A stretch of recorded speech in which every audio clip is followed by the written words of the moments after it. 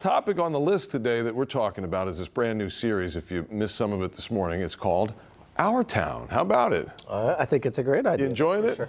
You know what? It is. I do like it. It's it's one of the things. If you're new to Houston, I always say this: if you're new to Houston, hello, welcome. Welcome. We're glad you're here. But the cool thing I think about this, and I always tell people that have never been here or say, "What's Houston like?" And they're like, "Is it big?" I'm like, "It's huge." Yeah. But the cool thing is that we have so many different communities, and each one has its own little personality as well. So I thought it would be an opportunity for us to kind of highlight some of the different communities. 10 exactly is what we're going to be doing here with this series, and not only just the communities themselves, but more importantly, the people that make them unique, which is really important. So we're talking about culture, food from more than 100 different regions of the world on full display, and we are very excited to bring them to you. And this morning, we kicked it off with a great one, a very nice place called A-Leaf Westwood. Yeah, Zach Lashway is back live with us this morning. So Zach this morning, if you weren't watching, was in a bakery, and but he's moved on because it is crawfish season. Hey now. We got some bigger critters behind you. Got some. That fella looks like he does not want to be in there. I know. I kind of want to eat him. Bring him back to the colder waters. Check this guy out. He's massive. But yeah, so this morning we are talking about crawfish season. As we know, it's officially underway, but the supply this year, guys, it's not what it's been compared to previous seasons. So this morning, KPRC2 reporter Gage Golding is taking us on a field trip to show us why the supply for crawfish is a little different this year.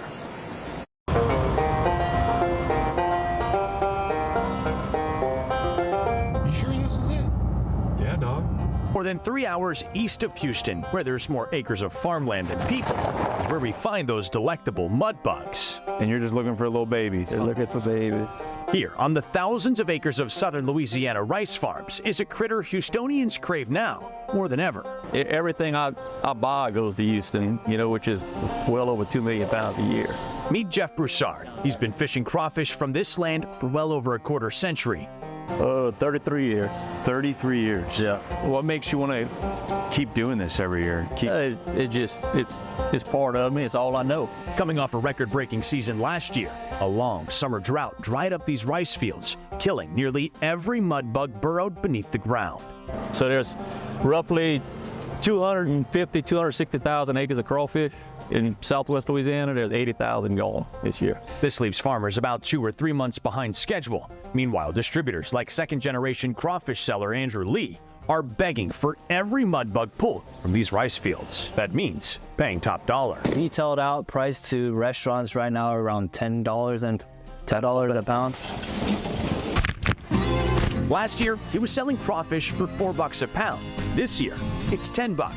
Before it gets to your table at a restaurant, that price could reach well upwards of $16. 25 years ago, if you'd have asked me, could we sell crawfish for this price, I would have bet my house and my truck we could. Now, Jeff's barely fishing enough crawfish to fill the back of his truck.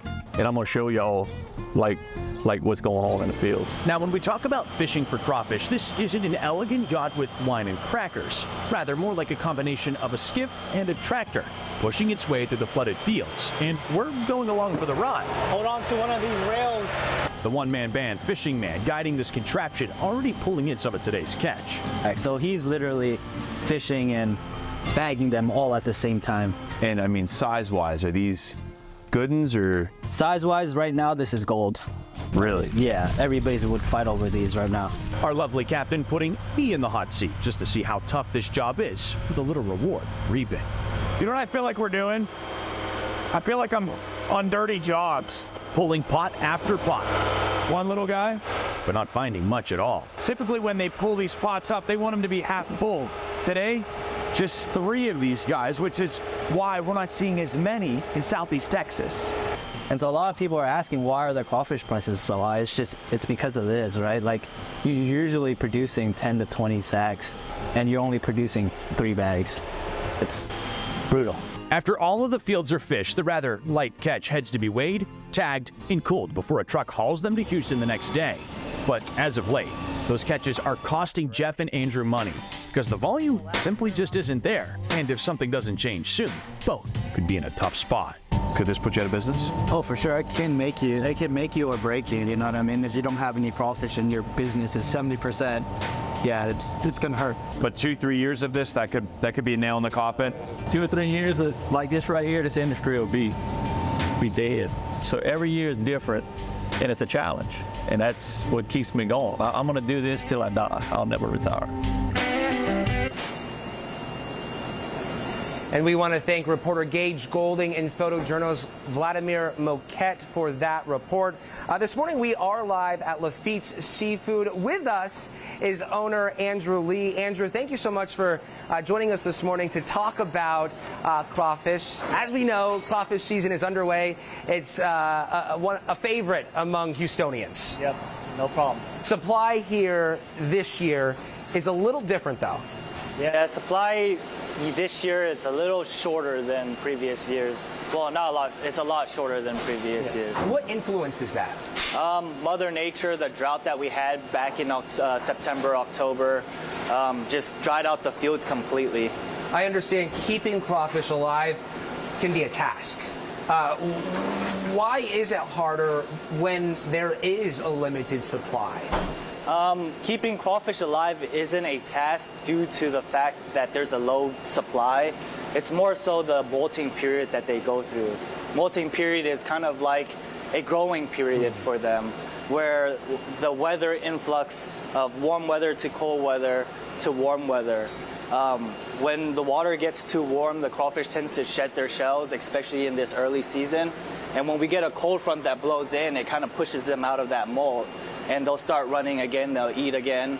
But as soon as we get that warm weather that comes in again, that crawfish will start going back into a molt. But the good thing about that is every single time they go into a molt, they get bigger and bigger. Okay. I know Gage had purchased a pound of crawfish for $10. This story was shot within the past 2 weeks. I know prices have come down a little bit since then. Talk to us about where prices stand, the price point is right now. So the price point today is around $8 a pound. As the catch goes up and there's more availability, the prices will start decreasing. Do you anticipate to see another drop in the coming weeks? I hope so. I hope so. And currently, right now, we're at what, $8? $8 a pound, yes, sir. Okay, well, we thank you so much. You know, I've been asking everybody, we launched this new series today called Our Town. In your own words, what does Our Town mean to you? Our town basically means just getting together, having fun, just eating some crawfish. Community, right? Community, yes, Community. sir. Andrew Lee, thank you so much for your time this morning. Thank we do you, guys. appreciate it. Remember, our coverage for Our Town continues throughout the day right here on KPRC2 Plus. My colleague, Andy Sirota, will be taking over coverage coming up right here on KPRC2 at noon.